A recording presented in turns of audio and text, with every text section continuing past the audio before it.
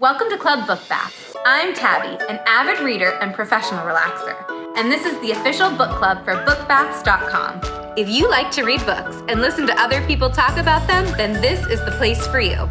Each month, I will be choosing 3 new readers to join me as we discuss our book of the month. Make sure to visit bookbaths.com and subscribe to stay up to date on my latest reads and what suds I'm soaking in. Feedback is always appreciated.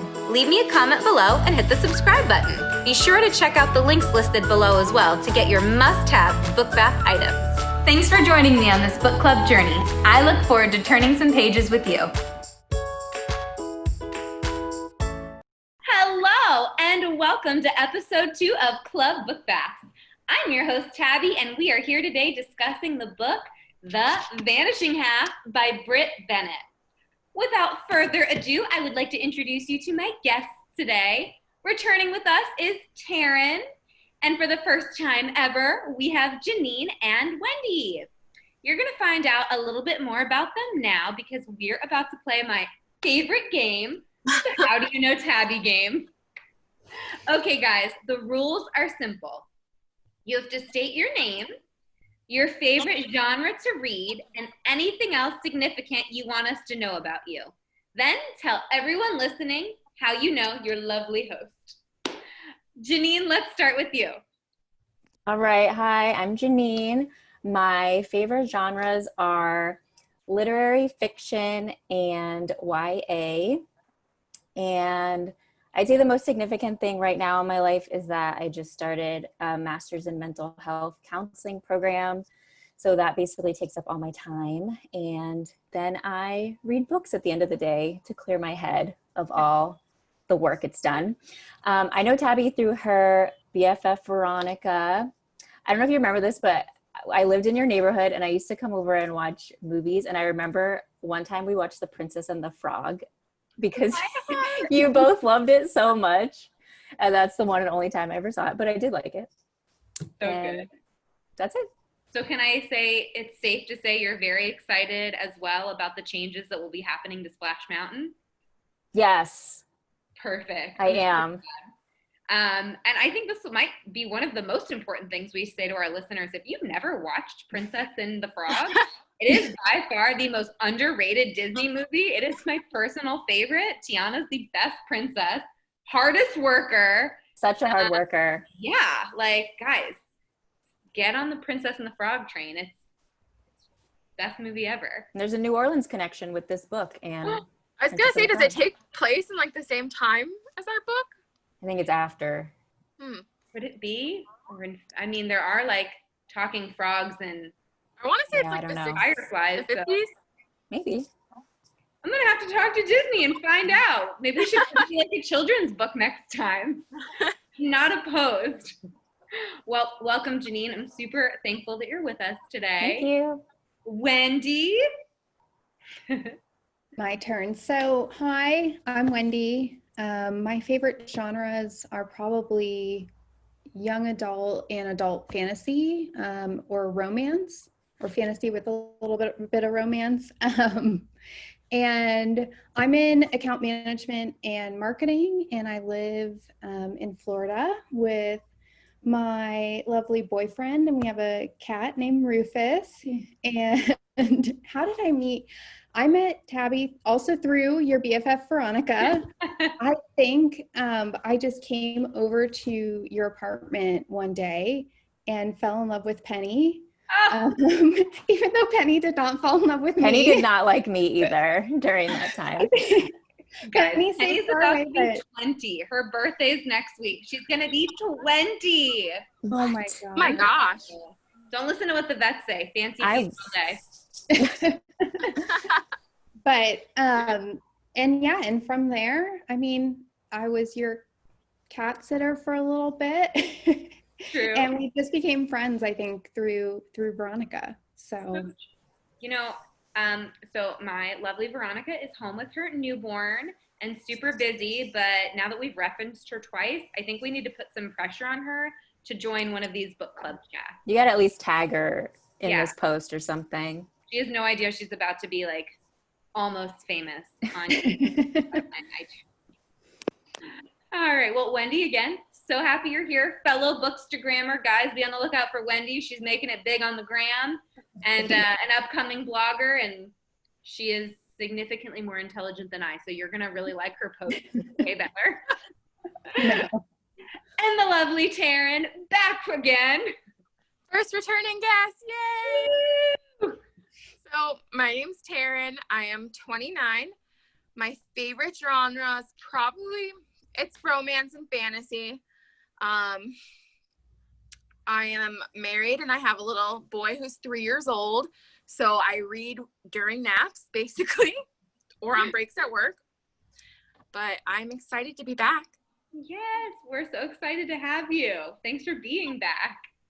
And if you missed it the first time, I am your host, Tabby. My favorite genre is romance, and preferably a good romantic thriller. Anything to get me turning pages really fast. There's nothing too significant about me. I taught kindergarten and first grade forever, and as of this school year, I'm an ESC teacher. I have 3 beautiful cats, as you heard. My Penny is about to leave her teenage years behind as she enters her 20s and has tormented just about everyone who's ever met her. I have a nice husband, and I'm currently obsessed with the Hamilton soundtrack. All right, let's get to it. So some of you, including myself, may have finished this book yesterday, and some of you finished it weeks ago. So we are going to quickly summarize it because, how does Shrek say it? An onion has layers, this onion of a book. And there's so many good conversations to be had. When we did our meet and greet yesterday, we kind of had to stop and be like, wait, discuss it tomorrow. But yeah, let's get into it.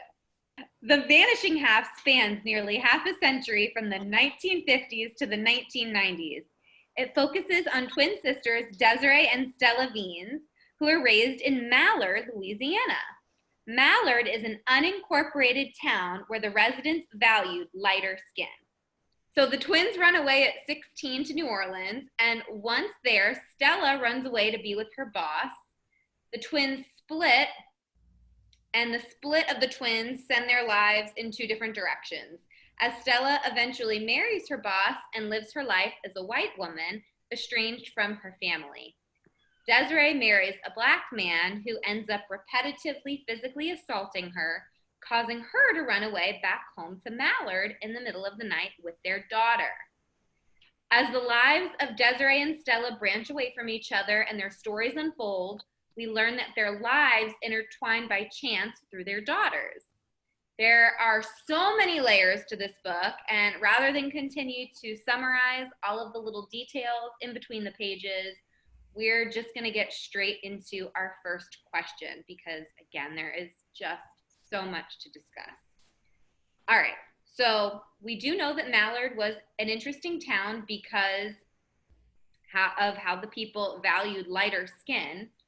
So I want to start off by talking about, how do you think growing up in Mallard impacted the lives of Desiree and Stella?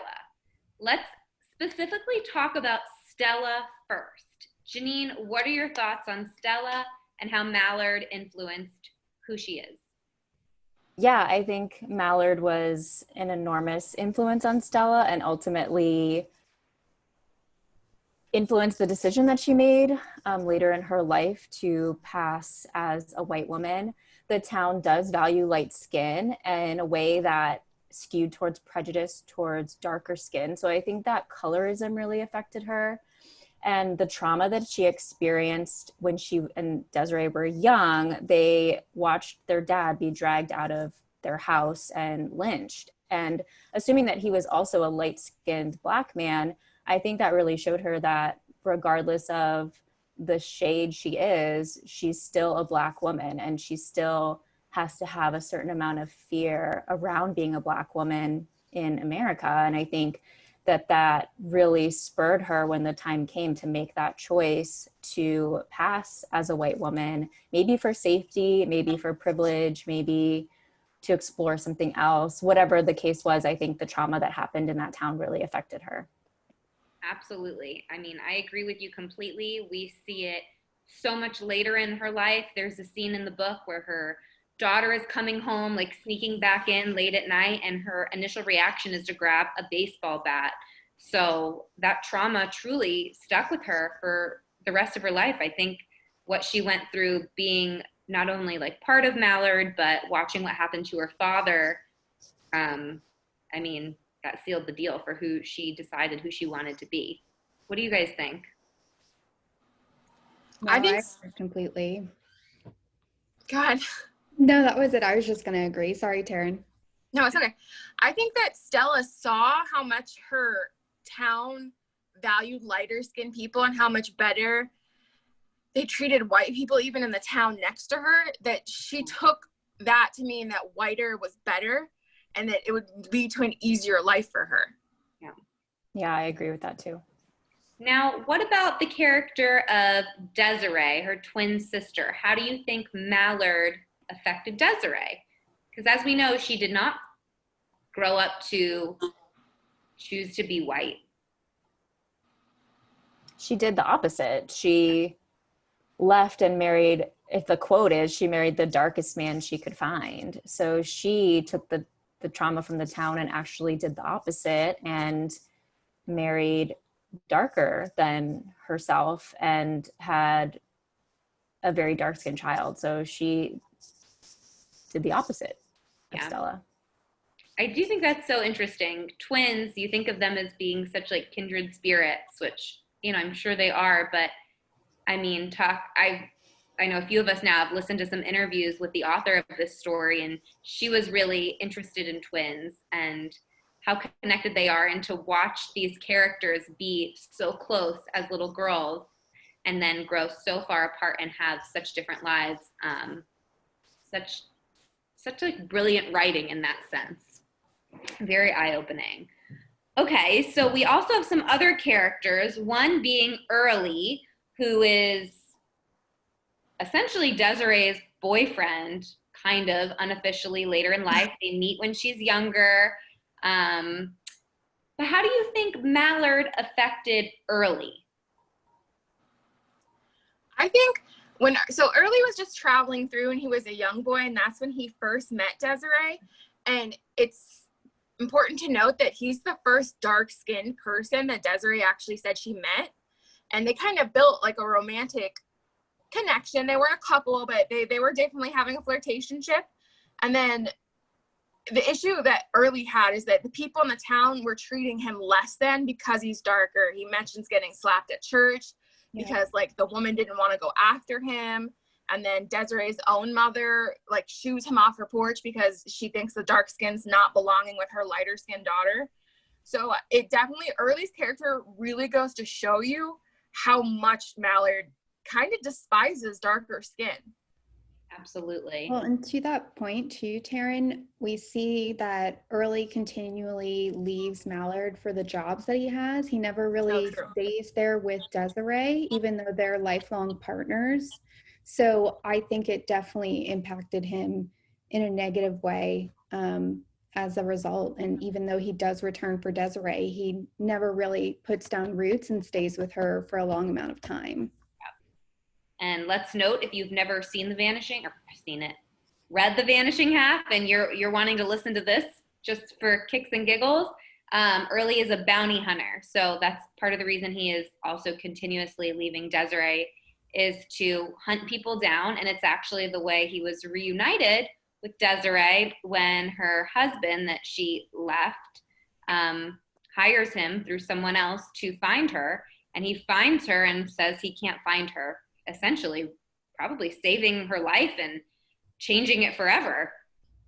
But yeah, I actually really liked Early's character. I think it was super cute when they were younger together and how he would flirt with her by bringing and leaving her fruit every day. You know, I'm over here like dropping hints to my own husband, like, could use a peach on the stairs. So I thought that was sweet. I really liked his tenderness with Desiree's mom, and you really saw that he really took care of the mom in her later years along with Desiree. And even though he was absent a lot of the time, when he was there with them in the house, he really treated them all like family. And I thought that really showed a different side of his character too. Yeah, I agree. He had that relationship with Jude as well. I mean, he was the father. Not that she never had a father, but at some point she never had a dad again. And Yeah. as far as we know, and early stepped up to the plate. And that says a lot about a person for sure. Yeah. Now, when Desiree comes back to Mallard after she leaves Sam, her husband that beat her, she brings Jude with her. And now you have Jude, who's, they say throughout the story, is so dark, living in Mallard where they value such light-skinned people. How do you think living in Mallard affects Jude? Because we briefly spoke about it yesterday and then we had to be like, no, don't stop talking about it. But Jude was a really interesting character. So let's talk about Jude's character a little bit and how Mallard kind of evolved her character. I think that Jude had the hardest time. She lived in Mallard during her formative years, and the kids were so cruel to her for being dark. She just got picked on continuously. She had no friends. I just can't imagine. I mean, obviously, I can't imagine because we actually see how it affects her as an adult because she has that feeling of unworthiness because of her dark skin, and it's just really sad. Yeah.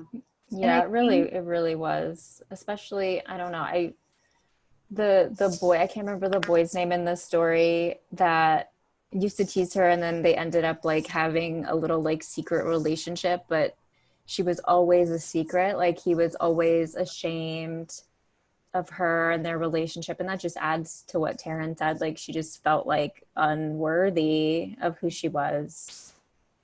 And I think it's so interesting to see like when Jude finally does leave Mallard and moves to LA is the first time that she really forms some friends and gets like opens up and starts forming those friendships. And really we start to see her blossom when she moves away from Mallard and tries to get as far away from Mallard as possible.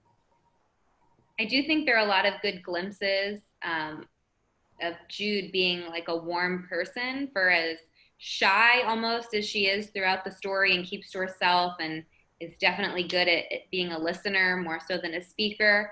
I think her interactions with the friends she meets in college and even when she meets her long lost cousin later in the book show that she is just this warm, kind person who's just been beaten down by how people treated her as a child.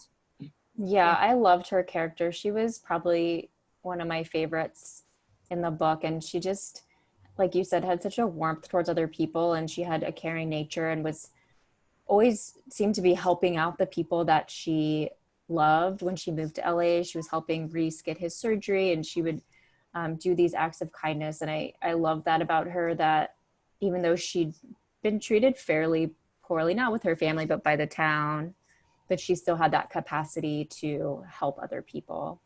Yeah. Good character. Britt actually had a lot of good character development in this book. I talk about Britt like we're friends. Maybe one day we can. I hope he listens to this and is like, I'm going to call that Tabby girl. He just call me.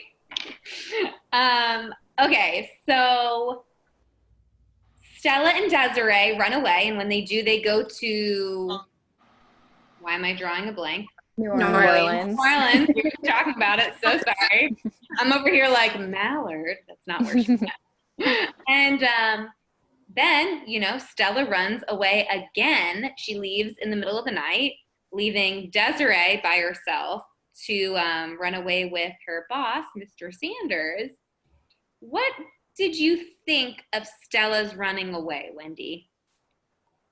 So even before Stella disappears and vanishes from Desiree's life and from her family's life, we see after Desiree and Stella moved to New Orleans when they're very young, when they're 16, they're working in a laundromat, they're barely scraping by, they're living with a friend.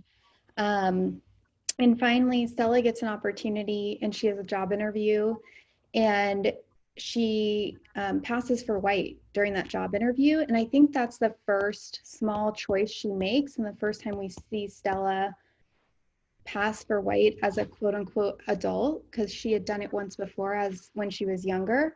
And it's that small choice that she makes that ultimately is impacts her life as well as her family's life in a major way for the rest of her life. And that's kind of where it all starts. Even before then, she has a relationship with Mr. Sanders and decides to pass as a white woman and no longer keep in contact with Desiree and her family. So it's definitely a big moment in the book, but it's definitely, I think, one of the themes I saw throughout this book was how small choices can make major lifelong impacts. And I think this is the biggest one.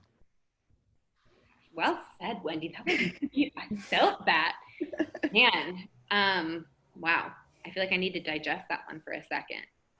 Gosh. All right. Does anyone have anyone else have a thought before I leave you with mine?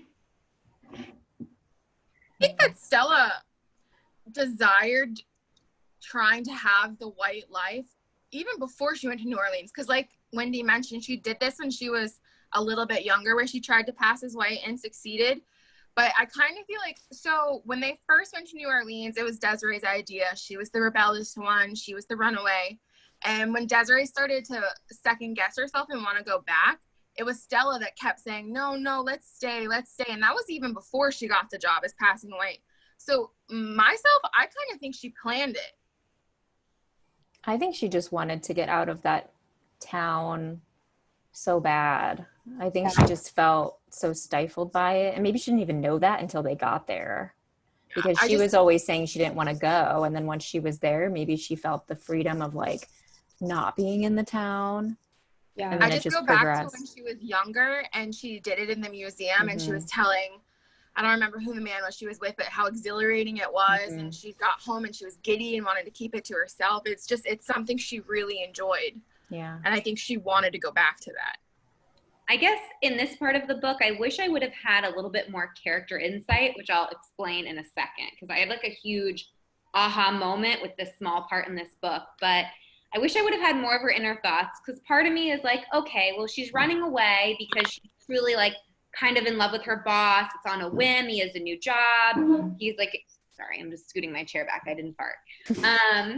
He wants her, to run away with her, and it's very like thrilling. And I guess I would have liked to maybe understand that a little bit more from her perspective, because I'll be honest, like when I first read through this and like started to understand that she did this because she was fixated on being white, I was, first of all, like very judgmental towards her.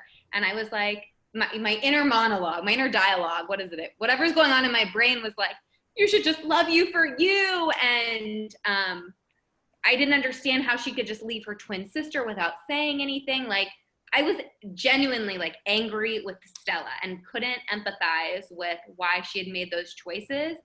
But it was like in that passing judgment that it was kind of like the aha moment that I needed to be like, wait, how can I ever pass judgment on somebody whose shoes I have never walked in and whose life like I could never understand in that manner? And I kind of just had to stop and be like, okay, let's just keep reading about Stella and stop being so upset with her. And I'm glad I did, because I wouldn't have wanted to read the whole book being upset with her. But yeah, I hope that made sense. Well, and I think too, ultimately, throughout the story, we see that even after Stella passes for white and lives as a white woman, we really see a lot more of what she loses and how she constantly has to hide, and she can't be truly herself with anyone in her life, not even her husband or daughter, and just the burden of having that kind of secret and the fear and anxiety it creates in her. And so ultimately, what I liked about the way Britt Bennett wrote this is it wasn't like an opportunistic kind of spin to it. It much more was focused around everything she gave up and lost ultimately, right? And like later in the book too, we got some additional insight, which I thought was really interesting. And this is when the character Loretta is introduced to the story. I'm skipping ahead for a bit, but I had highlighted and tabbed one of the things that Stella said, and she said that she hadn't meant to betray anyone, but she just needed to be new. It was her life. Why couldn't she decide if she wanted a new one? So I think too, this all stems back to Mallard. It stems back to the lynching of their father and the effects, the trauma. I think generational trauma is a big theme here that Stella feels and internalizes, and then this is how she processes it and deals with it. Very well said. I am excited to talk about why I can't think today. Loretta, we're gonna get to her in a couple questions, but I am really excited to talk about Loretta because for me that was probably my favorite part of the book was the storyline with Loretta. But before we get there, let's kind of pause from our twin talk for a minute to discuss their offspring again and their lives. Because while Stella is in California living as a white woman, the niece she didn't know that she had is also in California going to college, which we know is Jude. And while at school, Jude meets Reese. And we learn that Reese is transgender. I guess I just want to know your thoughts on Jude's relationship with Reese and basically how Reese ends up being significant to this storyline. Taryn, what are your thoughts? So as a character, I really enjoy Reese. He's sweet, he's thoughtful, he's really good for Jude. It's the first person to really get her to kind of open up because he gives her the attention that she doesn't think she deserves at that time because she's a darker skinned girl. I think he's important. So with Reese, he really, to me, mirrors the message with Stella. Stella's whole purpose, like her story in this, is how she's trying to separate herself from, I guess you'd say, her black self. She wants to just be represented by her white self. And Reese is a transgender male. And he leaves, I think his name before was Teresa. Teresa. Yeah. Teresa. So he kind of just wants to leave her behind. So that's kind of his vanishing half, so to say. And I really feel that. So there's this one point when Reese is binding his chest in the bathroom and Jude comes in, and this is where you see how Jude's understanding. She's like, you know, you don't need to do that here. I don't care how you look. And Reese gets mad at her and he's like, you know what? It's not for you. It's for me. And it just kind of goes to tell you how he really, really wants to separate himself from the person he was before, which really resonates with the vanishing half. I agree with that so much. And I also saw a lot of parallels between Reese and Stella in that they were able to move away from this town that kind of put them in a box in terms of their identity. And they were able to leave and kind of, Reese's case, he was able to actually find his true core identity. Stella made more of a choice in her identity. But regardless, I saw a big connection with them in that they changed and they were not going to go back. Like Reese is not going to decide to go back to his old life ever. And Stella is clearly making a choice also to not ever go back to her life and to live the way that she wants to live. So I agree in the vanishing half part. Yeah, that was, man, hammer on the head there. You guys, you're so smart. I think probably one of my favorite things about Reese was just how Britt was able to write about him. I thought that was so well done. I've only ever seen that done before, sort of, in the show The Fosters. I mean, he was transgender and she wrote about it without having to spell out that he was transgender. And his relationship with Jude, I felt, was just so genuine. She met him at a party, was instantly attracted to him. They were good friends and they slowly, fell into something more. And their relationship goes on for years in the story without it ever really being a huge issue that he's transgender. It's never talked about like explicitly or implicitly. Explicitly. I don't know. Janine? Explicitly. Janine's like the college teacher. I'm like the former first grade teacher. Or things Whatever. Have life. My brain's going backwards in time. Anyway, I just thought it was sweet. I really loved their love story. I thought it was super genuine and very well done from like a reading perspective. How she wrote it was spot on for me. Yeah, it was really sweet. It was like such a tenderness writing about him, and like you said, they never had to have a big conversation like about how he was trans. It was just instantly accepted, and even more than accepted. Like Jude tries to save money for his top surgery, and I thought that was such a sweet component of it. And then we get to see that a little bit pay off down the line, that he's able to have the surgery. And yeah, I just loved his portrayal so much. I agree with you. I do love his portrayal. I like that he was portrayed as such a gentleman throughout the story. Like, I had like such a crush on him throughout the story. I mean, even towards the end, he's like a pallbearer in the grandmother's funeral, and the way he interacts with the family, and the mom's asking about kids, and he's kind of just like, one day. He was just such a gentleman and very well done. I mean, I applaud Britt for that, among a million other things in this book. All right. So we talked about Jude and Reese. We're going to go back to we're not going to go back to our twins yet. We need to talk about Kennedy. And Wendy kind of listened. I like switched between reading this book and listening to it on Audible. And on Audible, man, they paint Kennedy out to be very ditzy. She is truly like the blonde that they paint her out to be in the book. So I want to talk about, how do you think Stella's actions throughout the story inadvertently affect Kennedy's character? What do you think, Wendy?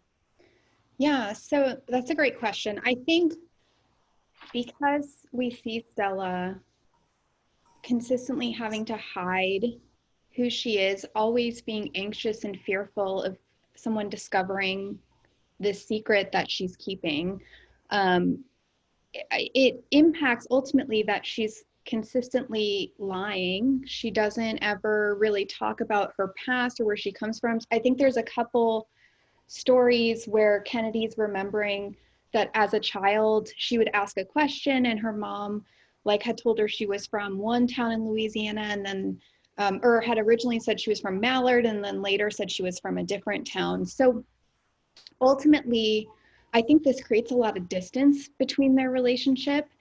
And as a result, one of the quotes that I had pulled from Kennedy was, "Sometimes I don't even think she likes me very much. Isn't that something to think your own mother can't even stand you?" Which is another just, I think, heartbreaking result of Stella passing for white and the impact that it has on Kennedy, because we also then later see Kennedy become an actress. And in a sense, Stella, her whole life is an actress, right? Like, she's always acting, she's always playing this character. And ultimately, that's the path that Stella takes as well. Kennedy had some really great quotes. She had another quote about how strange it is that the greatest compliment an actress could receive was that she had disappeared into somebody else. So we just see this really tie in to Kennedy's personality throughout the book. Yeah, I thought that too, Wendy, that it was interesting. She wanted to be an actress, to have different identities over and over. And I thought that was just tying into, like you said, Stella's acting and just the theme of identity overall.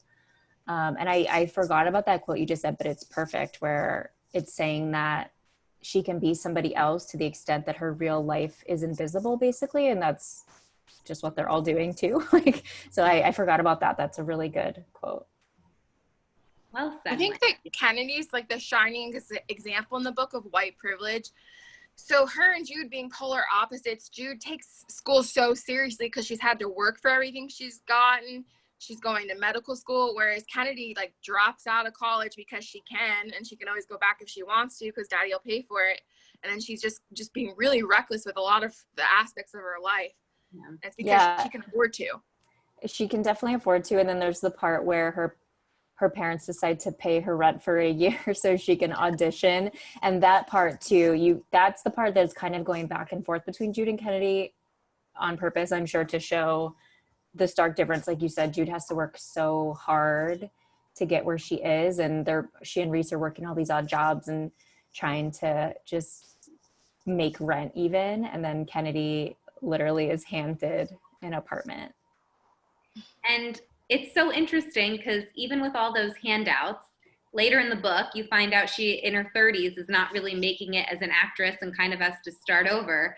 Meanwhile, Jude, having learned the significance of hard work, is in med school. And I feel like there's a couple references, if I'm remembering correctly, where they almost like kind of can't, they just can't believe it. And, you know, we talked a lot yesterday, even though we weren't supposed to, about how there's a lot of just sadness in this book and not really many happy things happened, which kind of made it sometimes slow for some of us. But that was actually a really happy moment. Maybe we needed like a graduation or something to commemorate the happiness, but Jude and all of her troubles growing up and the issues she had with her identity, to make it in med school of all things is something really to be celebrated. When she calls me, I'll talk to her about that. In the sequel, we're going to celebrate how she's in med school. We're going to blow it up. And it just so fit with Jude's personality that she becomes a doctor, because we see her, to Janine's point earlier, she is always being selfless and doing things for others. Even ultimately, her interest in finding Stella, which is when she starts seeing Kennedy to figure this out. Ultimately, I think her intention was to get an answer for her mother. Mm-hmm. And that was her original intent. So mm-hmm. It totally made sense to me when we found out that Jude was going to go to medical school and become, I think, a cardiologist too. Yeah, I think so. And that was just so sweet, because to your point, Janine, I love the word tender when it comes to Jude, especially between her and Reese's relationship. Like, it just all fit together so well with her character. Very nice, guys. All right, finally, what I'm probably most excited to talk about, because I felt like it was, for me, like the happiest part in the book, especially for Stella. We are going to talk about my favorite character, Loretta. And even though she was short-lived in the story, I have to talk about her. So how do we think Stella's interactions with Loretta tell us about Stella's commitment to her new identity? Janine.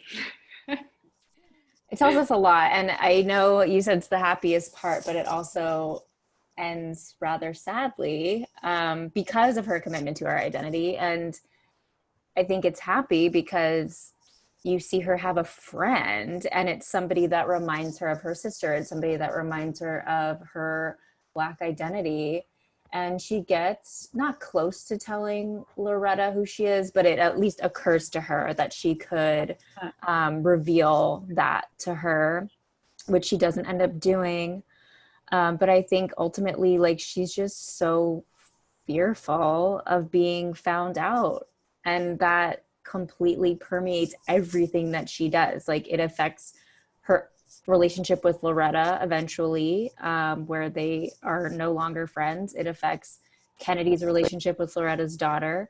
It affects Stella's relationship with her daughter and her husband and the people in the town where she lives. It's just, she's so afraid of being found out that she ends up pushing away the only friend she has at the time. And I think it's ultimately really sad. And there was a part in the book I thought she was going to tell Loretta, or maybe I just hoped that she would. And there's also a piece of Stella that thinks Loretta maybe knows already, especially when they first meet. She thinks that maybe she knows she's a Black woman. But anyway, I just thought it was sad. I didn't think it was happy because it just ended, and then she didn't have any friends again except the crappy people in her neighborhood association or whatever. And I just thought it was can be a bummer. Yeah. I guess I feel you on that. It was sad, but I feel like it was at one point the happiest Stella is in the book, because she does have a friend, and she's even friends with Loretta's friend. She goes over there, you know, they're playing cards, and I'm like, it just sounds like such a fun time. And I feel especially when she's so lonely. I mean, she spends her days floating around the pool, not even really talking to her husband or daughter. So she's just so lonely all the time because she's scared. And yeah, I see what you say. Like, she had a little a little spark there. Yeah. And I did like kind of like what you just said. I thought maybe that at that point, that's where the direction of the book was going to go. Because, I mean, I guess for me, and I don't, it's probably something I try to teach my students too, being so little, is the importance of loving yourself. So I really wanted that to happen in the story. And I don't know that it did with Stella. I really don't think it ever did with Stella. But I think by the time we're introduced to Loretta, I was like, okay, prediction. They're going to be BFFs, and she's going to open up and learn to like accept who she is and live happily ever after, when in fact it just further confirmed that she was absolutely committed to the life that she was able to choose. So yeah, definitely sad in the end, but really fun for a while we were playing cards and the kids were playing in the yard and it was super cute. I was like, guys, look, everything is good. Crash and burn. Yeah. Okay, so finally after, so I guess the gripe I have is I wish we had a little more perspective of like their current ages during certain scenes, even though we do have like a timeline throughout the story. So I don't know exactly what year it is, but after a long time, the twins are reunited. Let's first like refresh the listeners. How do we get to the point to where Stella finally decides to go home? Can someone explain that? She decides to go home. I think she decided, I could be wrong since I read this book 2 weeks ago, but I think it's to literally ask Desiree to ask Jude to leave their family alone. Like that's the main motivation. It's not even to necessarily reunite with her family. It's to go and say, hey, your daughter found us. She's trying to put all these ideas in Kennedy's head. Can you ask her to stop? And then she like sneaks out in the morning. So like it's not really motivation to connect. It's motivation out of fear again, like fear of being found out. See, and that's where I go so back and forth with Stella, because like reliving that just now, I'm so angry with her, but then I also feel guilty for passing judgment. But I'm like, you left your sister again? I don't know. I don't have a sister. She made her choice and she's going to stick to it. Yeah. So what did you guys think of her reunion? Taryn, what did you think when they were finally like reunited at the diner? Wanted so much more. It was a downer to me. I felt like the reunion lasted like 2 pages, and I waited the whole book for this, so I was expecting this big emotional thing, and it really wasn't. It was like, hey, I'm back. Oh, you left. Oh, and you keep your daughter away from mine. Yeah, I agree. I agree with really you. Disappointing. I expected a lot more. I was hoping that it might spur Stella to finally come out to her husband and her daughter and admit that she's a Black woman, and like you had talked about, Tabby, like accept who she truly is. But again, I do think it's true to Stella's character that she, like Janine had mentioned, had committed and made the decision to pass for white and to live her life as a white woman. And so to me, it did stick true to her character. For sure. Absolutely. But just like you guys said, was super let down by the reunion. I was hopeful. Definitely hopeful, but I thought they say it just like in one sentence that it was like Desiree said something and Stella just made a look and like completed the thought. So even after all those years that had gone by, they still had that like twin talk. They could talk with their eyes almost. So you see just how connected they just are. I mean, biologically. And she just leaves in the middle of the night, which she's just good at doing, and leaves. And I mean, I felt so sad for Desiree. Definitely sad when you find out she never comes back for her mom's funeral. And it's not like, hey, here's my Facebook. This is it.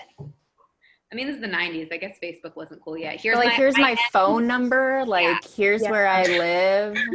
Here's like a picture of your. Maybe we can be pen pals, like something. Something. Stella, something. We don't judge you. We're just upset with you. We want you to love who you are and go back to your family, Stella. My heart really broke for Desiree and for her mom. Yeah, because they get this such a brief time with Stella. So my heart just broke for them. And at that point, it was also really heartbreaking because the mom is like in the throes of Alzheimer's and she doesn't even totally understand like that it's a reunion. Like there's some moments where she thinks it's Desiree and there's some moments where she thinks it's 20 years ago and the girls are just there living like they did when they were kids. And that was really sad too, that she didn't even really get a reunion with Stella because she didn't understand really what was going on. I think it's kind of like a blessing and a curse that, she was in those stages of Alzheimer's when that was going on, because it probably wasn't as painful when she left because she didn't entirely understand the difference. But then I also feel like she got gypped of the reunion, waiting to see her daughter again after all those years.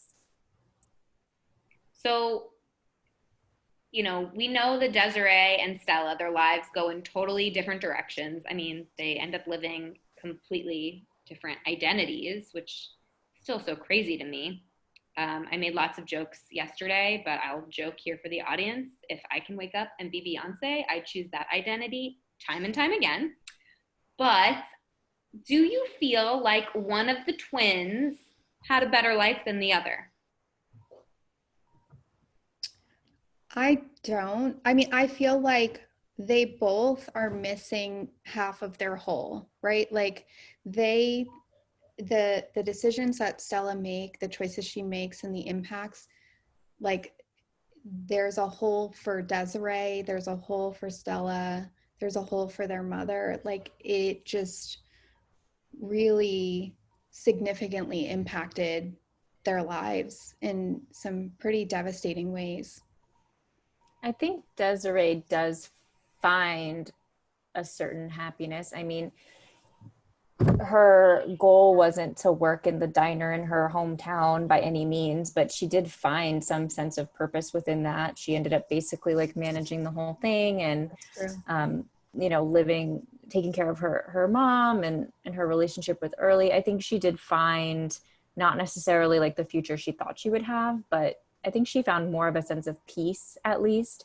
She was still for sure missing her other half, and that was clearly always present in everything that she did. She was thinking about Stella, but she still found more of the peace than Stella did. I feel like Stella will always have an anxiety. I would agree. I wouldn't say one had a better life over the other, but I would prefer to live Desiree's. It's more authentic. She can be more relaxed and peaceful. Yeah.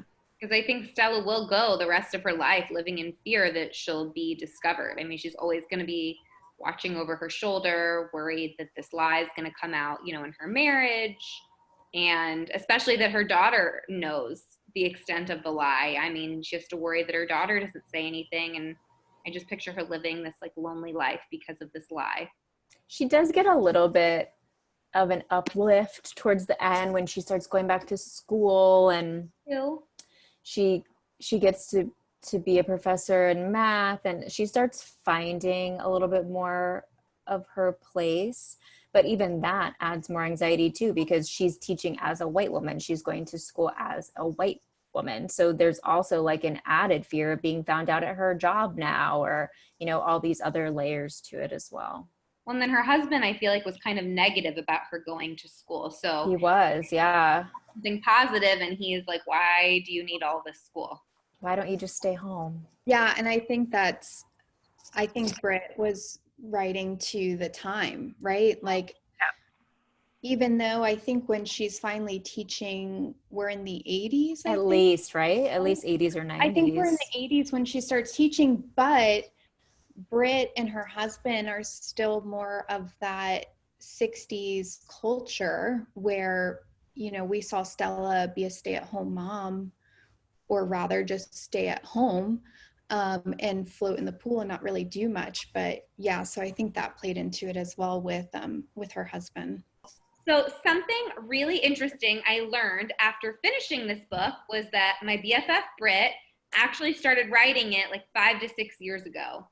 She never anticipated that the release date would be in the midst of a world pandemic, let alone the Black Lives Matter movement.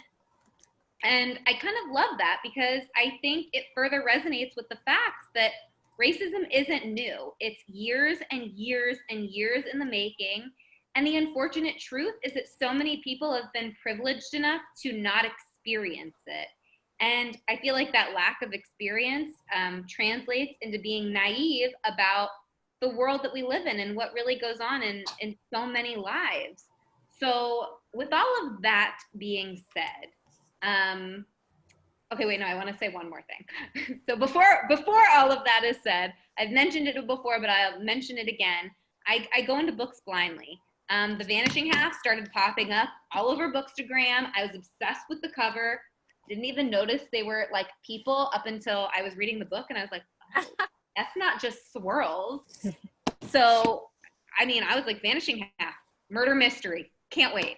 And obviously, as I started to read the story, I was like, oh, this is an Onion book. So with all of that being said, why do you think this book is resonating with so many people? I mean, it's wildly popular. Wendy, what do you think? Yeah, I think it's for all of the reasons that you just mentioned with everything going on in the current events today.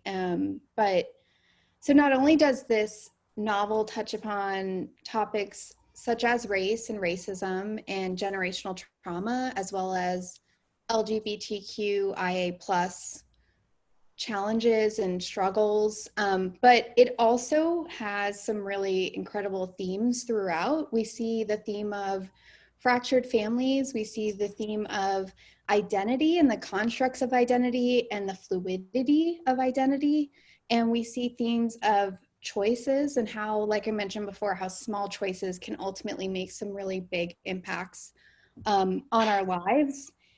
And it's also the one thing I just kept saying over and over again is this book is beautifully written. I have it tabbed so much. And so many of these tabs are just beautiful lines and quotes that I just really admired. I think Britt Bennett is, especially for her age, I did not realize that she's only 30 years old. And so the ability that she has to just write such a beautiful narrative that touches upon so many different social issues in such a tender, caring, beautiful, compassionate way, I think is why it's really resonating with readers right now, especially as we're going through a global pandemic and we are self-isolating and we're not getting those same interactions. This is it's definitely not something I would typically read, but it does act as a sort of escape for what's going on as well, while being still a really important and relevant book today. Yeah, I think a lot of, during the current Black Lives Matter movement, a lot of the nonfiction books went to the top of the bestseller list. How to Be Anti-Racist and Me and White Supremacy, all those ones, you could see people like wanting to learn more and like kind of realizing their privilege and realizing that they didn't know as much as they should. And I think this book serves such a function of showing that you can learn about issues like this through fiction as well. Like you don't, I mean, it's good to read the nonfiction books as also, but you can also read Black authors and authors that are different than you, and you can still get an insight into that world and into the issues like Wendy talked about in this really like beautiful way. And I think that's one of the reasons that it's been all over everywhere. And it was really high on the bestseller list as well. And I think that's part of it. So I think it was a really good coincidence that it came out now as a complement to some of those other books that are out now. Yeah. And to your point, Janine, too, like I'm not a big nonfiction reader. I tend to listen to my nonfiction books. And I think I was watching an interview that Britt Bennett did with, I think it was Waterstones, and the interviewer said it in such a beautiful way. She said, fiction allows us to empathize with lives that we might not have fully understood otherwise. So I think especially for readers who maybe nonfiction, it's just not their jam, like The Vanishing Half is an incredible book to read right now to get and to empathize with like those other lives and perspectives that we may not have fully understood. Yeah. Very well Agreed. said. I need to go back and finish that interview. I did start watching that before this, and it was really, really good. I do also want to highlight, now that Wendy said that, so I don't forget it, I'm going to pull it up really quick. Wendy had found an article from 2014, I believe it was, that Britt had written called, you can find it on Google, I Don't Know What to Do with Good White People. And to anyone listening, please go read that article. It was so eye-opening, so well written, and so different than any other article I've read in the midst of anything that's gone on since March. And of course it was by, my girl Britt. So yeah. I'm and like, that article shows too, sorry to interrupt you, but because we were talking about like the timing of this book and everything. And that article was written after the officer who killed Michael Brown was not charged with his murder. So it's also like so cyclical to see now we're still protesting about the same things about officers killing Black people not being charged for their murders. So it's just such a big circle of everything we're talking about that article was written then. And I had read also that article was a big reason she was able to publish her first book. So that kind of opened the door for her to write her first book. And then her second book, I believe, like came out during another wave of protests. So it's just really interesting to see like these patterns that are repeating everywhere. not new, and Not new. Yeah. It has to stop. Yeah. I hope our future generations do better than Agreed. we do. Really, our parents, our grandparents. The grandparents, yeah, that's the Yeah. issue here. That's another story. Yeah. So I wasn't going to ask this question because I feel like it's redundant in any book club, but again, we started briefly chatting about it yesterday, and the answers were so cool coming from my guests today that I have to ask it, just so you can hear their thoughts. You'll see. Why do you think Britt Bennett titled this book The Vanishing Half? Janine, let's start with you. Yeah, I have a couple different ideas about this. And one, like you talked about the cover, and my like more surface level reading of it initially was like, yeah, like it's literally two halves of a whole, right? Like they're twins. They are literally two halves of one egg. So like they together are a whole. So part of it is, I think, their separation is half of themselves missing, like truly missing their other half. So that's one. And then my other oniony, I like that idea, is that when all these characters choose their identities in some cases, that other part of them has to kind of die. It has to vanish, it has to go away. I agree. Like, yeah, like Stella passes over as a white person, and that means her Black identity has to vanish. Reese transitions into being a male, his female side has to die. And I think those are the biggest examples, but there's examples of identity throughout.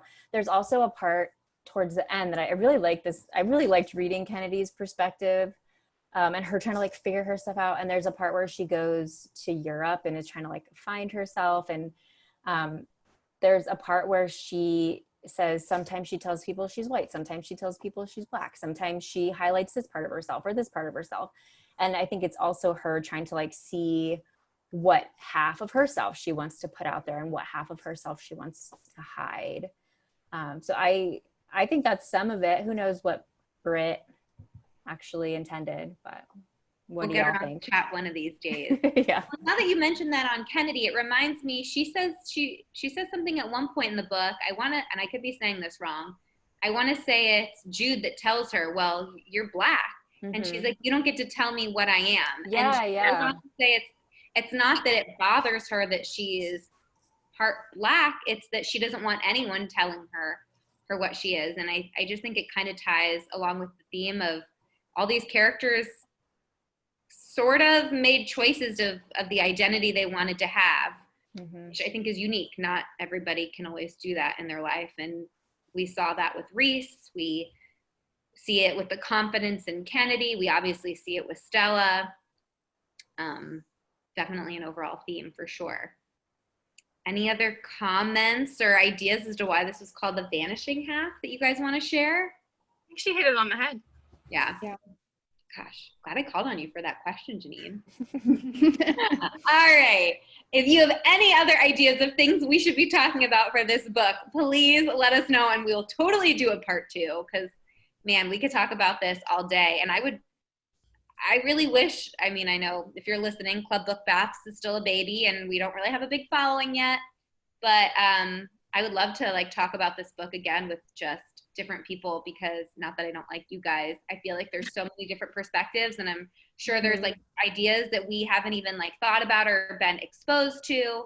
And that's the kind of cool thing of the concept of Club Book Baths is I would like more people to always join. Everyone just has really interesting perspectives and I love hearing about them. And I'm super happy I got to do this discussion with you guys. You've just hit so many, hammer on the head. It's a late Friday night, guys. The first week of school, we're hanging on by a thread. But it is time to have a little fun because I feel like that was deep. We just got to the center of that onion. Thank you, Shrek. And well, actually, we're about to do meaningful quotes. Maybe this is not going to be like Meaningful quote segment. I ask each of my guests to provide me with a meaningful quote they read. As we know, Wendy has a million. She does have to pick one. Start off by sharing mine. But again, there were so many to this onion book. But the one I finally went with was actually said very early on in the story. It says, skin tissue and muscles and nerves, bone and blood. A body could be labeled, but a person couldn't. And the difference between the two dependent on the muscle inside your chest.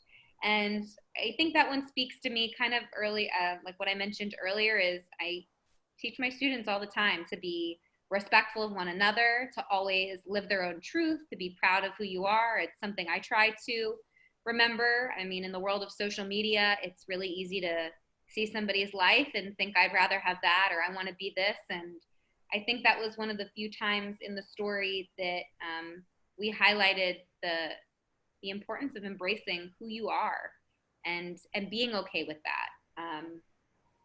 Yeah, I love that quote. I thought it was super beautiful. Taryn, what was your quote?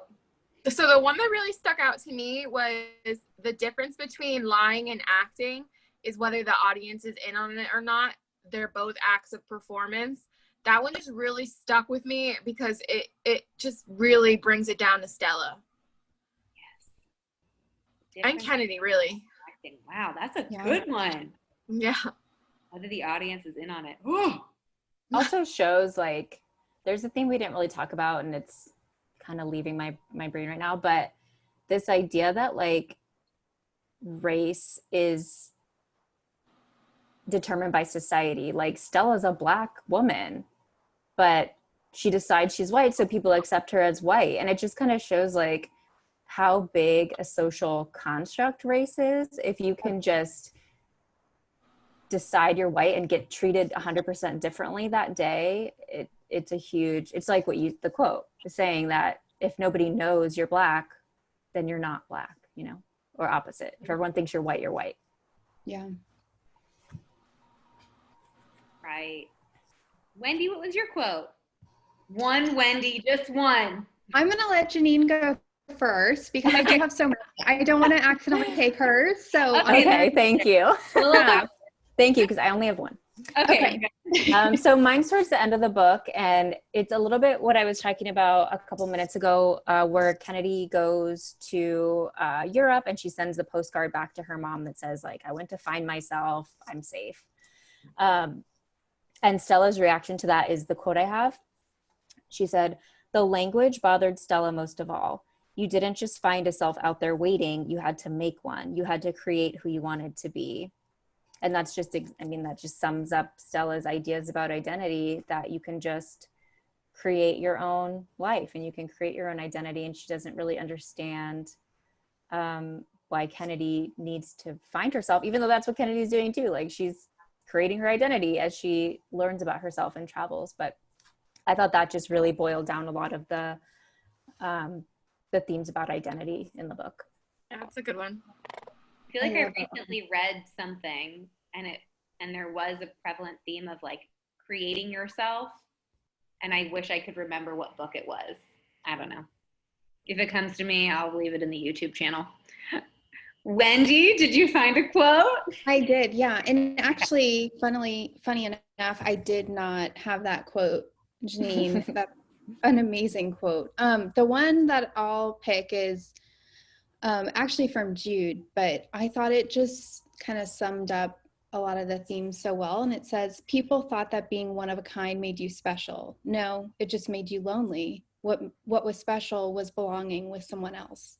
And I think that ties so much into the twins, as well as just the family, no longer feeling like they were belonging to each other. So that one for me just really, it really pulled at my heartstrings. And it was early on in the book as well.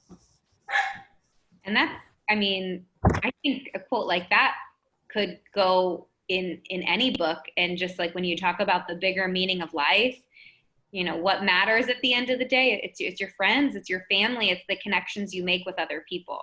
Yeah, absolutely. I'm glad that was your quote out of all of them. Okay, now we can get into some lighter things on the show.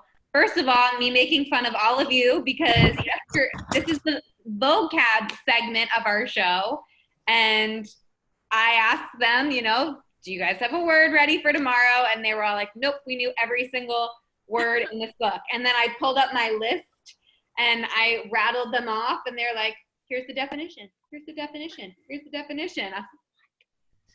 So I have a word, and I think Wendy might have a word too. I thought of something too. Oh, you did so find I a can word. share. Yes. Okay, Tara, Sort of. you're still our reigning queen of knowing everything.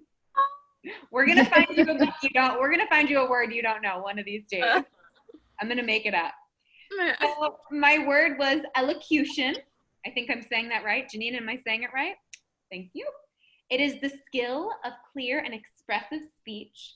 And this was the sentence I found on Google. Obama's favorable elocution won him the respect of many.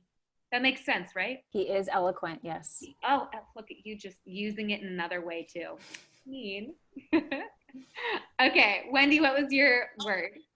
So my word is perfunctory, and it's of an action or gesture carried out with a minimum of effort or reflection. So in a sentence, it would be, he gave a perfunctory nod. Love it. Janine, what was your word you found? So it's not necessarily a word, but it's more of a phrasing. And it was just a little bit of a new way of looking at this term. So I'm very familiar with the term of passing and what that means. But throughout the book, they use the term passing over when they talked about Stella, and something about those words together, passing over, it really like helped me define what Stella is doing. It like, I don't know why, but I equated it with like passing away or something. And it just felt like, oh, she's not coming back. Like she passed over. She's not. Yeah. She's not going back. Yeah. So I think that really solidified once they started using passing over. I was like, oh, okay, she's made this permanent choice. And Reese is also passing over. Like Reese is passing as male, but he's passed over. He's not going back to his previous life. Teresa. I love it. Taryn, one of these days we're going to get you to find a word. One day. One day. I believe it. All right. So now we are going to rate this book. You just have to give me a number. On Club Book Bats, we do use Goodreads. So you're rating it 1 through 5. You can justify it if you'd like. y'all, I'm so torn because I went into this discussion and when we met yesterday, and my honest opinion, as much as I love the book, I had a hard time getting through it because I thought it was kind of like a slow storyline. You have to understand, I do love those romantic thrillers. So, but it was such an important story to read. Like, this is a book everyone should have to read. Like, forget Hamlet, maybe. Like, take that out of high school. Forget Hamlet. We don't need Hamlet. Shakespeare. Forget Hamlet. You truly This don't is need what we Shakespeare. need to be reading.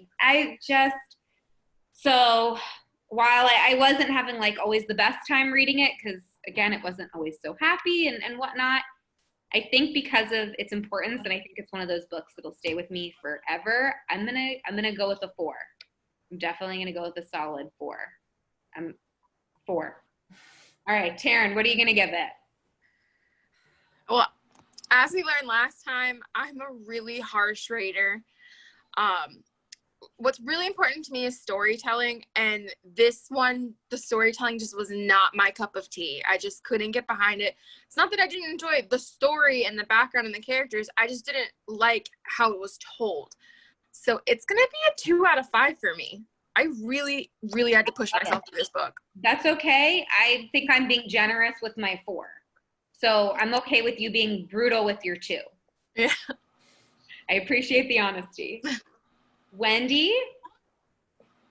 Yeah, so when I first finished the book, I did give it a 4 on Goodreads. And the more I thought about it and the more I went back and really thought about the themes and everything, I will most likely give it a 4.5. And the reason I don't give it full 5 stars is because it was a bit slow in the beginning. I feel like Britt, we're going to call her Britt. Yeah. I feel like Britt could have cut a couple things out. Like, I feel like it took about 100 or so pages for me to really start to become invested and for it to pick up for me. So that would be my only critique of this book. And that's the only reason it gets a 4.5 versus 5 stars for me. Love it. Janine?